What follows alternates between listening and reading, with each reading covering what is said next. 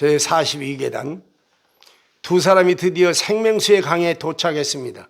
그곳에는 각종 과일이 있어 배불리기에 충분했고 그 강물은 먹는 이의 마음을 시원하게 했습니다. 두 사람은 이곳에서 충분히 먹고 쉬다가 새 힘을 얻어 천성길을 출발했습니다. 생명수의 강을 떠나 얼마 가지 않자 바로 거친 들판이 나왔는데 길은 메마르고 돌짝밭이어서 걷기에 매우 불편했습니다. 발끝에 뼈쳐간 돌에 여러 번 부딪혔는데 두 사람은 한숨과 불평이 절로 나왔습니다.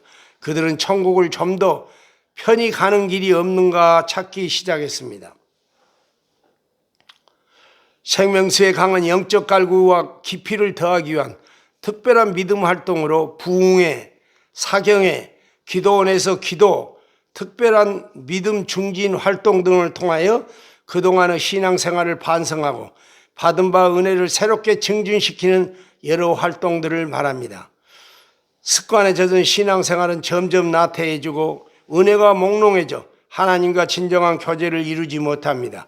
모든 예배가 습관적으로 진행돼 생기가 없고 하나님을 향한 정신 집중이 힘듭니다. 봉사를 하기는 하는데 기쁨이 없고 때로는 짜증이 납니다.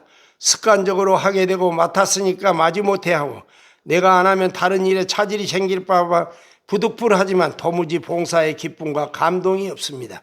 기도를 하긴 하는데 중언부언 자신도 무엇을 구하고 있는지 잘 모릅니다. 예배 중에 찬송가를 부르는데 다른 생각으로 다음 절이 2절인지 3절인지를 잘 몰라 당황할 경우도 적지 않습니다. 설교를 들었는데 잡념이 많아 무슨 설교를 들었는지 생각이 나지 않습니다. 교회가 부흥해 가면서 여러 행사들이 바쁘게 기획되고 실행되므로 어느 때는 활동의 의미를 살리지 못하고 일을 위한 일을 하게 됩니다. 성도들의 모든 시간은 프로그램에 장악되는 경우도 있습니다. 너무 바쁘게 활동을 진행하다 보니 영성은 메말라가고 사역만 있고 사랑이 없어 사역자들 간의 다툼도 생기고 혈기로 인해 감정을 억제 못하고 화를 내어 사역자 간에 시험이 드는 경우가 적지 않습니다. 그리고 행사를 마친 다음 동역자 간에 돌이킬 수 없는 벽이 생겨버리는 경우도 있습니다. 그러므로 영적으로 침체되어 있는 시기에 하나님은 선지자들을 일으키시고 영적 각성을 시키셔서 신앙을 회복하게 하셨습니다. 부흥회나 사경회, 기도운동 등은 습관에 젖은 신앙생활을 깨우는 영적 각성에 큰 효과가 있습니다. 부흥회를 통하여 모자란 성경 지식을 보충하고 치우친 신앙의 균형을 잡고 신앙 감정을 충만케 하며 연약해진 신앙 의지를 북돋게 합니다. 이것이 바로 성령 충만 활동입니다. 교회는 매년 한두 차례씩 이런 신앙 부흥 활동을 통하여 습관에 빠진 신앙심을 회복할 수 있는 것입니다. 성도는 예수님을 구주로 영접할 때 성령 세례를 받습니다. 성령 세례란 중생을 말합니다. 앞에서도 설명했듯이 중생은 신자가 처음 영적 생명을 갖는 것을 말합니다. 이제 갓난아이 신앙을 갖게 된 것입니다. 그는 이제 어른으로 장성해 가야 합니다. 지식이 자라고 지혜가 자라고 간격이 있고 유혹을 거부하고 선을 결단한 능력이 성장해야 하는 것입니다. 그러므로 우리 신자는 성령 세례를 받은 후 성령 충만함을 받아야만 신앙에 더 큰 활력을 얻을 수 있습니다. 우리 속에 내주하신 성령께서 우리에게 더욱 역사하여 하나님의 기뻐하시고 온전하신 뜻이 무엇인지 분별하게 하고 그것들을 실천하게 하여 어려움을 참고 견디며 하나님이 주신 목표들을 마침내 달성하게 하십니다. 부흥회를 통하여 특별히 기도회를 통하여 성경 사경회를 통하여 기도원 특별 기도를 통하여 우리는 성령 충만함을 얻을 수 있는 것입니다. 또 특별한 은사를 받기도 하고 새로의 은사를 발견하게도 됩니다. 그래서 받은 은사를 가지고 그리스도 몸인 교회의 지체로서 역할을 하게 되는 것입니다. 그러나 이런 아름다운 기능을 가진 부흥의 사경의 기도원 운동이 교회의 잘못된 의도와 일부 잘못된 부흥사들로 인하여 침체 일로에 있다는 것은 슬픈 일이 아닐 수 없습니다. 신자들이 부흥회 등 특별 집회 후에 주의할 점은 무엇입니까? 부흥회는 지적이기보다는 아는 지식을 정리하고 감정을 고조시켜 행동으로 옮기게 하는 기능이 큽니다. 그러나 감정은 그다지 오래가지 않습니다. 고조되었던 감정이 사라지고 나면 허전함이 더욱 느껴지는 것입니다. 그리고 정상적인 신앙생활이 몸이 건조하고 지루하게 느껴지기도 합니다. 어떤 신자들은 기도원이나 부흥회 등을 통해 은사를 체험한 후 모든 난제가 금방 해결되고 천국 가는 길이 쉬워지는 줄 알고 있다가 그렇지 못하면 낙심하게 되는 일을 보게 됩니다. 부흥회가 끝나고 이제 정상적인 예배 분위기로 돌아왔을 때 담임 목사의 설교도 부흥 강사와는 달리 열정적이지 못할 때 부흥 강사 목사님은 무엇인가를 특별한 걸 보여주었는데 담임 목사님은 신비한 뭔가를 보여주지 못한다고 생각하는 것입니다. 그리고 성경 해석과 설교도 특별하지도 않아 뭔가 아쉬운 점이 있는 것 같습니다. 그래서 본교의 담임 목사님은 부흥 강사에 비해 격이 떨어지는 분이 아닌가 회의를 갖게 되어 교회 생활이 다시 지루하게 느껴지는 것입니다. 어떤 신자들은 늘 신비한 분위기에 머무르려고 합니다. 그래서 부흥회나 기도원 분위기에 중독되어 신비를 쫓아다니는 사람들도 있습니다. 예수님의 제자들도 그랬습니다.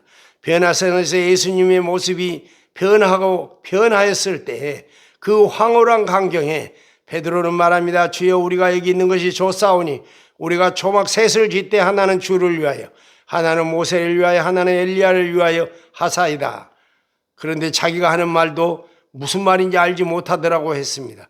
신비를 경험하고 난 후 계속 그 분위기 속에 머무르고 싶어하는 마음을 엿볼 수 있습니다. 신자들은 기적을 목격하고 싶어합니다. 환상을 보고 하나님의 음성을 직접 듣고 싶어합니다. 입에서는 방언이 터져나오기를 기대하고 방언 통역과 예언이 나타나 지금 처하고 있는 고난과 답답한 개인의 미래를 시원스럽게 예언해주고 누웠던 병자가 나와서 힘차게 걸어가는 광경을 보기 원합니다.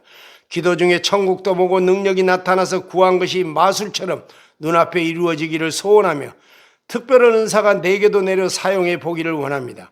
그래서 능력받은 자가 받자고 산에 올라가서 부르짖기도 하고 나를 세우기도 하는 것입니다. 그런데 자신이 노력해보다 안 되면 이런 역사를 일으킬 수 있는 좀 더 특별한 능력을 가진 은사자가 없나 찾게 되는 것입니다. 지금 기독교와 소망은 바로 이런 상태인 것입니다. 많은 사람이 이런 이유로 신비한 능력을 소유한 권능이 있는 부흥사나 기도원을 찾습니다. 신비한 현상을 찾는 것은 매우 위험한 일입니다. 사단 또한 이것을 이용합니다. 예수님 시대에 예수께서 많은 기적을 보였음에도 불구하고 여전히 표적을 구하는 자들이 있었습니다. 그때 서기관과 바리새인 중 몇 사람이 말하되 선생님이 우리에게 표적 보여주시기를 원하나이라고 구했습니다. 그들은 예수님의 가르침에 관심이 없고 나타난 신비 현상만이 주님이 메시아인 것을 확인하려 했습니다. 자, 근데 얼마 후 죽은 나사로를 살리셨습니다. 그러나 그들은 예수님을 오히려 살해하려고 했습니다. 그렇기 때문에 보는 것으로 믿음이 발생되지는 않는다는 것입니다. 신비로운 현상은 신앙심을 오래 유지시키지는 못합니다. 그것은 잠시 동안 효과가 있을 뿐입니다. 진실한 믿음은 표적을 구하지 않습니다. 성경은 믿음 바라는 것들의 실상이요 보지 못하는 것들의 증거니 선진들이 이로써 증거를 얻었느니라. 믿음으로 모든 세계가 하나님의 말씀으로 지어진 줄을 우리가 아나니 보이는 것은 나타난 것으로 말미암아 된 것이 아니니라고 했습니다. 세상에서 가장 큰 기적은 예수 그리스도의 십자가의 죽으심과 부활입니다. 이 기적은 우리를 중생시키고 우리의 삶을 변화시키며 지옥에서 천국으로 인도합니다. 요즘 하나님의 음성을 직접 듣는다는 영성훈련 등이 한국에서 판을 치고 있습니다. 많은 목사들이 그것을 배우고자 하고 또 퍼뜨립니다. 한국교회를 위하여 걱정스러운 현상이 아닐 수 없습니다. 우리가 하나님의 음성을 직접 들을 수 있다면 성경이 왜 필요하겠습니까? 우리는 내가 복음이 필요하지 않음을 알아야 합니다. 얼마나 많은 교인들이 이상한 표적을 듣고 행하기 위하여 신비를 쫓다 잘못된 이단의 길로 들어가지 않냐 이 말이에요.